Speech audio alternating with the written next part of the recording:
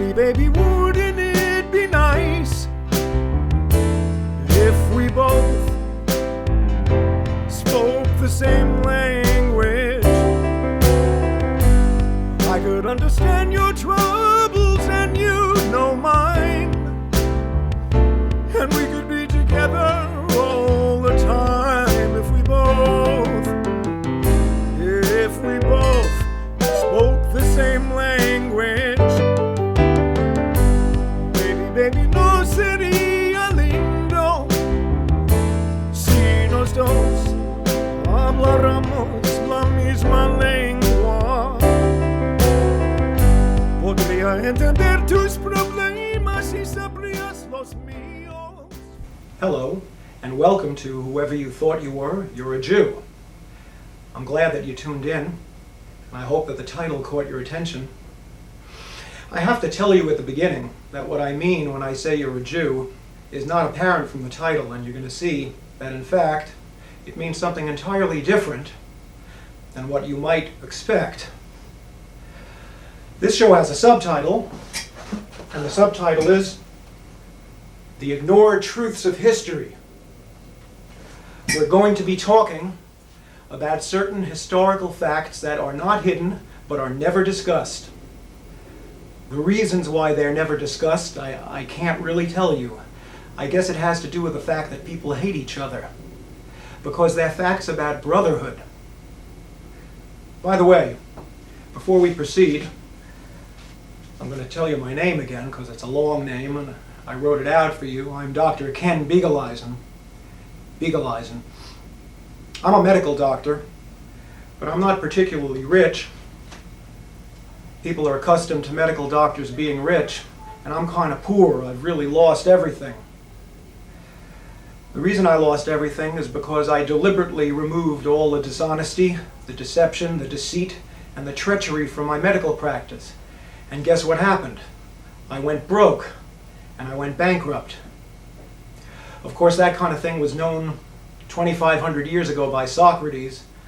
He said something which I'll paraphrase to the extent that the just man will have his eyes poked out, he'll be whipped and scourged, and then he'll be hung up on a pole to die.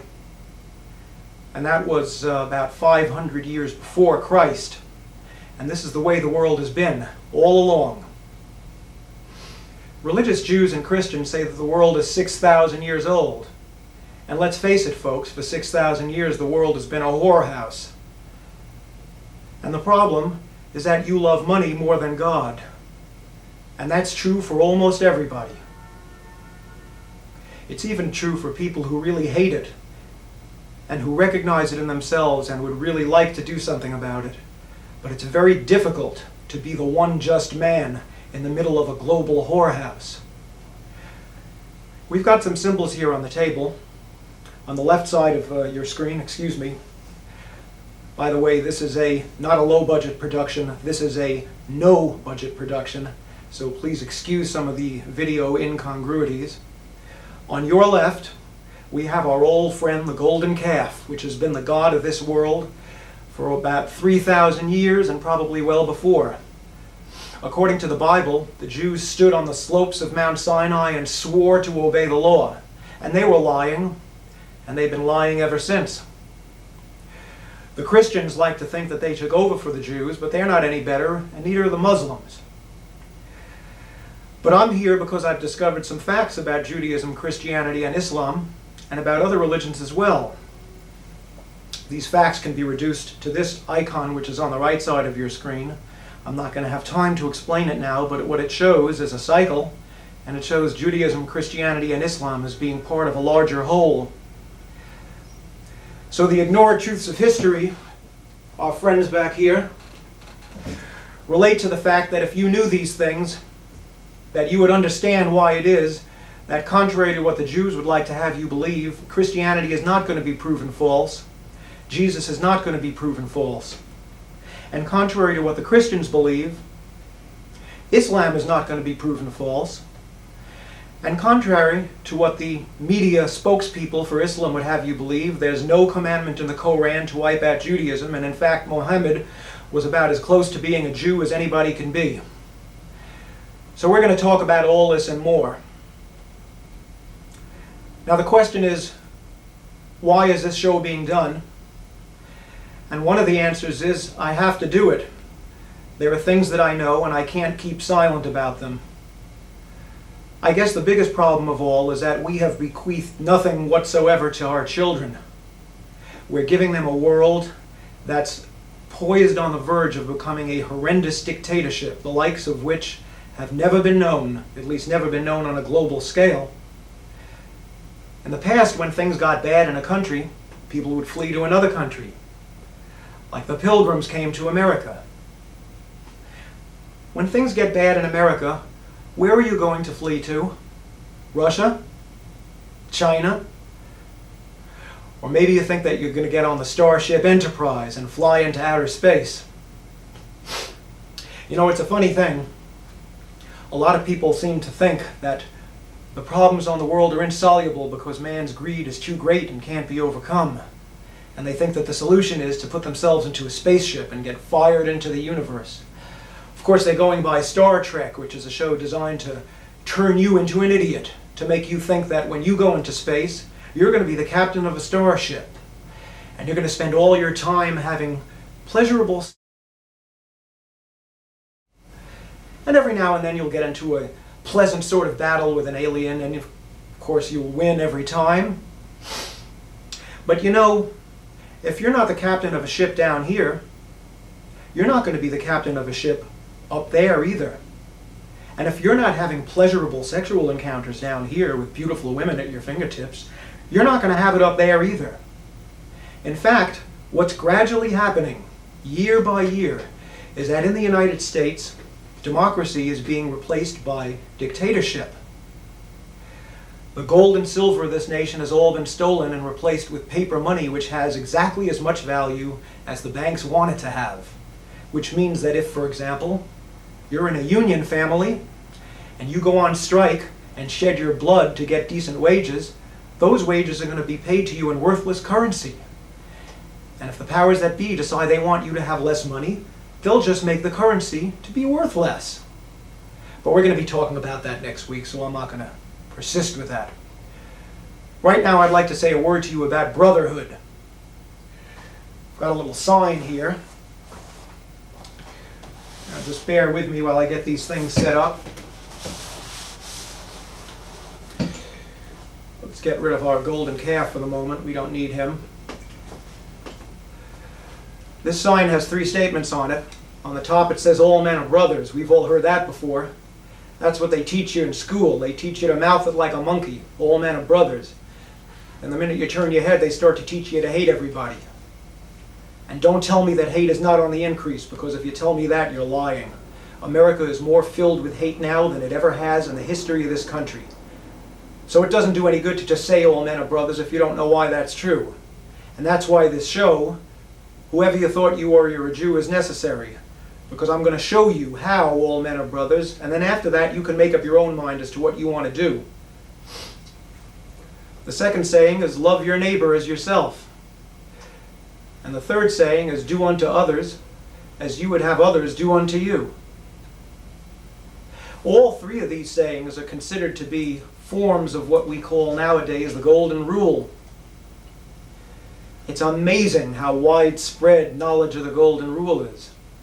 500 years before Christ, Confucius said, the most important teaching of all is that which you do not want done to you, don't do it to your brother.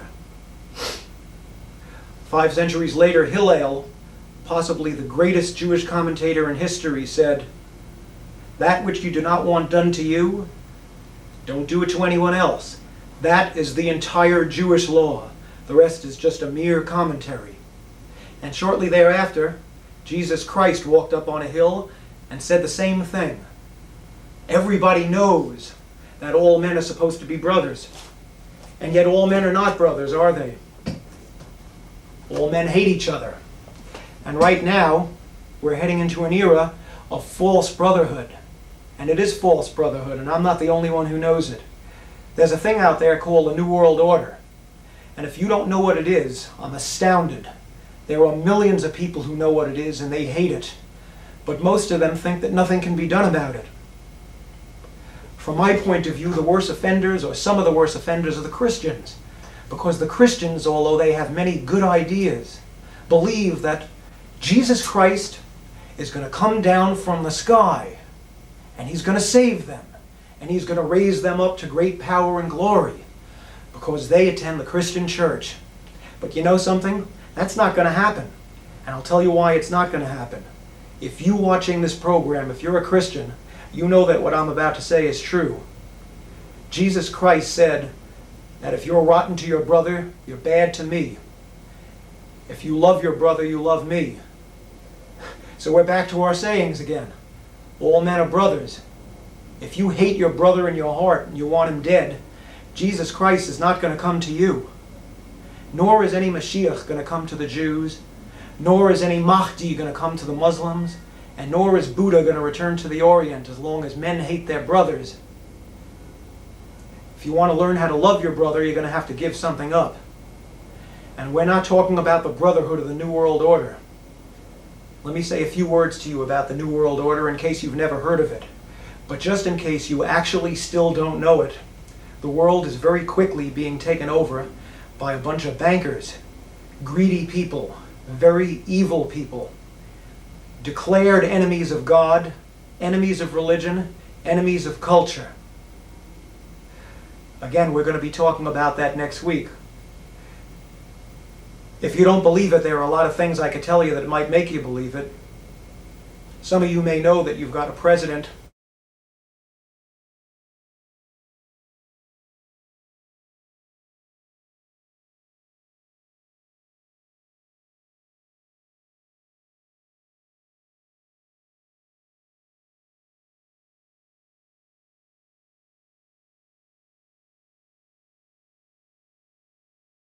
because in this country there's one political party, not two. All political candidates in this country are appointed. And after that, you waste your time and energy running around talking about Republican and Democrat. It's not like that. They're all appointed, and you get to choose between Tweedledee and Tweedledum. In any event, right now what I'd like to do is I'd like to show you two different means of attaining brotherhood. One is the United Nations method, and the other is the real method. The United Nations method is a banker's method because, in case you didn't know it, the UN was started by the Rockefeller family with their money, with their plan, and on their property. And the Rockefellers and their descendants, and their friends and their descendants have been running the United Nations since the day it started as a personal bank, and that's all the UN is a gigantic bank. And it's determined to wipe out all brotherhood as you know it and replace it with slavery to money. And when that comes about, you're going to be the slave, believe me, because they have all the money and you don't. I want to show you what I mean by brotherhood from the United Nations versus real brotherhood. In order to show you, we're going to have to go into the lab because we may make a little bit of a mess. Well, here we are in the lab, ready to do our little experiment. We have here some pieces of fruit, and I want to show you how the United Nations handles problems with brotherhood. So you could take one piece of fruit, looks like a peach, let's call this a Jew. Call this orange a Christian. Let's call this a colored person, call it whatever you want. Put them in the bowl, mix them up. They don't mix too well. So what do? You send in an army, like this, and you mix them together like this, you see? This is what the UN considers brotherhood. See? Take a Muslim, throw it in there. Brotherhood. This is Muslim, Jewish, Christian brotherhood according to the United Nations. There you go. Peace on earth, goodwill to men. I'll see you back outside. Well, here we are back in the studio to show you the results of our experiment. On your left, we've got the United Nations Plan for Brotherhood, represented by our friend the Golden Calf here. A bloody pulp. This is their idea of brotherhood. Crush everybody together, and if anybody resists, use military force. a banking dictatorship, one world under money. If it comes to that, make sure you've got it. You don't want to be caught without money in that world. But here's another concept of brotherhood. You could take those same fruits and you could cut them up into this lovely arrangement here. This is God's method for people to fit together, to work together, to complement each other.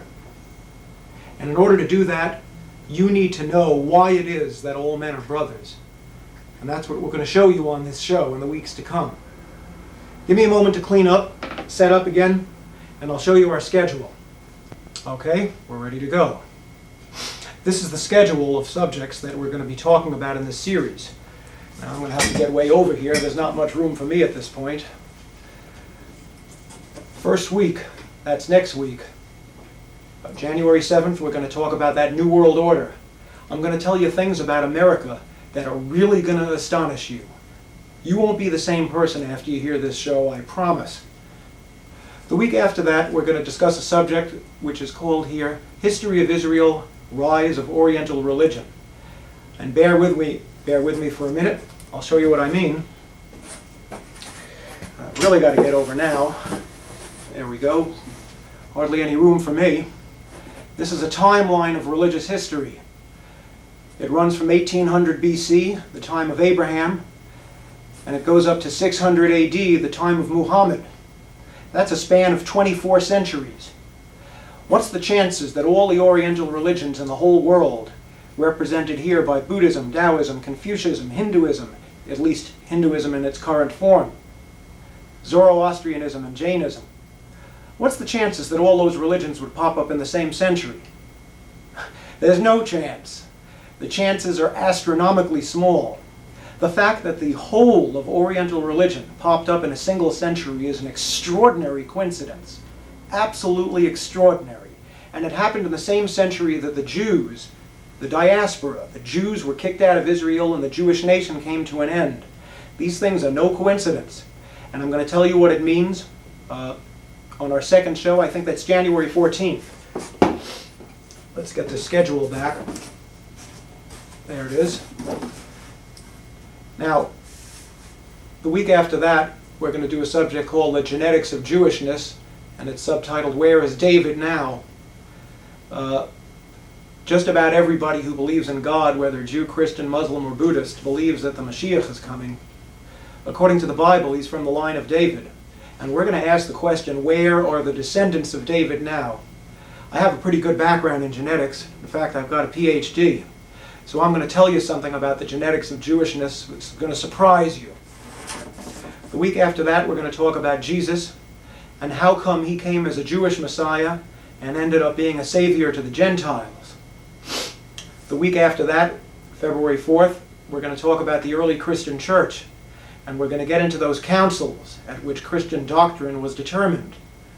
But we're not just going to discuss the prevailing views at those councils, because as it turns out, the views of those who didn't prevail, many of whom were excommunicated, did not simply disappear. They simply showed up later as Islam. And that's what we're going to talk about the week after on February 11th. We're going to take a good long look at Muhammad and Islam in general. And you're going to find out it's nothing whatsoever like what you see on television. All that terrorism, all that nonsense, that's all lies. We're going to show you what Islam really is. Islam has always appealed to the dark races, so the week after that will be a good time to talk a little bit about race. And what you're going to find out is that you're not giving black people equality. They're taking it. And it's not the first time. We're going to tell you that black people not only are equal, but they've been better than you. And they've been better than you for centuries at a clip. We'll talk about that on February 18th. February 25th, our 8th talk, is going to be about God and enlightenment. Here in the West, they say that Buddha is a fraud. And in the East, they say, there's no God, there's only the enlightenment of Buddha. It took me about 5 years to figure out what the relationship is between God and enlightenment, and I'd like to share it with you because I don't think you're going to find it in any book. In fact, I don't think you're going to find it anywhere except here on public access television. So if you think the subject's important, tune in. And if you think it's not important, sharpen up your weapons, because there's some big wars down the road unless people figure each other out. Our 9th talk is going to be murder, birth control, abortion. That's March 3rd. We're going to really find out what the Bible says. A non-sectarian religious view of murder, birth control, and abortion. Now, I'm a doctor, so our 10th talk is going to be about health care. And I'm going to tell you things that are going to get you good and mad. You have no idea what's going on in your health care system. No idea. That's March 10th. If you're interested in health care, be sure to tune in. March 11th, we're going to talk about money. And I'm going to prove to you that you don't need money to make the world go round. You may think that money is God, and you may think that money is not God, but it's a necessary evil. And I'm going to prove to you that both those ideas are false. And finally, our 12th TV program on March 24th is going to be called The New World Order, wherein I'm going to show you how, taking all the principles that we've discussed, you can create a world order under God, so that you don't have to live under a financial dictatorship and pass into perpetual slavery. That's March 24th. Now bear with me for a moment, and we'll talk a little more. Now, in case you're thinking I'm pretty presumptuous in saying all these things about brotherhood, I thought you might like to find out where I got the ideas from. They're from straight out of the Bible. Take a look at this passage here from the book of Micah. The English call it Micah. It's Micah chapter 4, and it says, "In the last days it shall come to pass, that the mountain of the house of the Lord shall be established in the top of the mountains, and it shall be exalted above the hills, and people shall flow into it." Now I want you to take a look at this phrase, last days, and I want you to know what that means. When the Bible says last days, if you're a Jew, that means the days of the Mashiach. If you're a Christian, that means the days when Jesus Christ will return. And if you're a Muslim, that means the time of the Mahdi. If you're a Buddhist, it means the time of the return of Buddha. And I want to tell you something. Every one of these religions has a scripture which says that that time is right now. The next verse reads, "And many nations shall come, and say, Come and let us go up to the mountain of the Lord, and to the house of the God of Jacob. And he will teach us his ways, and we will walk in his paths. For the law shall go forth out of Zion, and the word of the Lord from Jerusalem." Now I want you to look at this word nations. In Hebrew, the word is amim, and that means people of different languages, different cultures, from different national origins, all coming to Jerusalem to learn the law. Jews and Christians and Muslims and even Buddhists, all in Jerusalem. It's an amazing thing. It's such an amazing thing that I'm going to sing it to you. Not that I want to turn this into a music show, but I want you to remember this verse. Again, this is from the book of Micah, chapter 4. And I'm going to sing this verse to you because you know what? I think that if I sing it to you, you'll remember. So that's what I'm going to do. "Many nations shall come and say, Come and let us go up to the mountain of the Lord, and to the house of the God of Jacob. And he will teach us his ways, and we will walk in his paths. For the Lord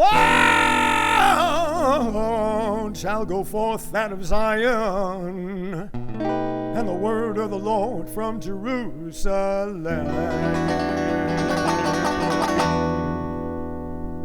Now the next verse from Micah 4 is the most important one of all from some points of view. Look at what it says.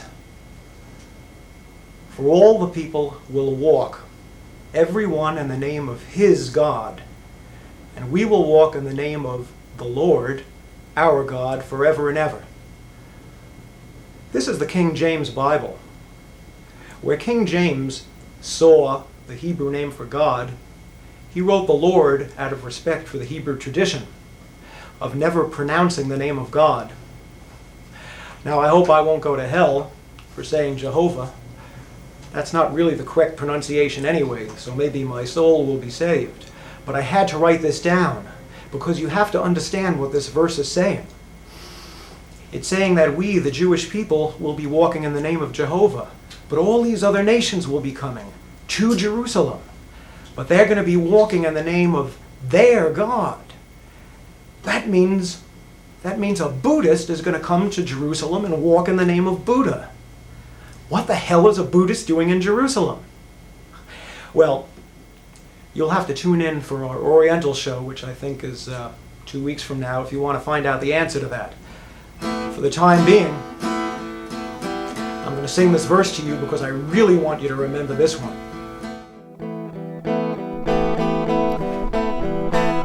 For everyone will walk in the name of his God, and we will walk in the name of the Lord our God forever and ever. And everyone will walk in the name of his God, and we will walk in the name of the Lord our God forever and ever.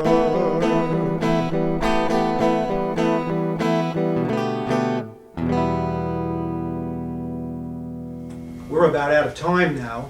There were a few other things I wanted to say, but we won't have time. But I do want to say one more thing before I go. I want to tell you what my definition of Jew is, and the definition I'm going to be using for that term throughout this show. It comes from the book of Matthew, and it was spoken by Jesus. His disciples tapped him on the shoulder one day and said his brother, sister, and mother were there to see him. So he pointed to the people in the audience, some of whom had walked days just to hear his voice. And he said, "Whosoever shall do the will of my Father which is in heaven, the same as my brother, sister, and mother." And I looked at that and realized that's what a Jew is. If you count yourself among the haters of Jesus, that's okay for the time being. We can rewrite that verse. Whosoever shall do the will of our Father which is in heaven, the same is a Jew. And if you say that's not what a Jew is, I'd like you to tell me the definition of a Jew. Because if that's not what a Jew is, then I don't know what a Jew is. Well, that's about all the time we're going to have. Thank you very much for tuning in.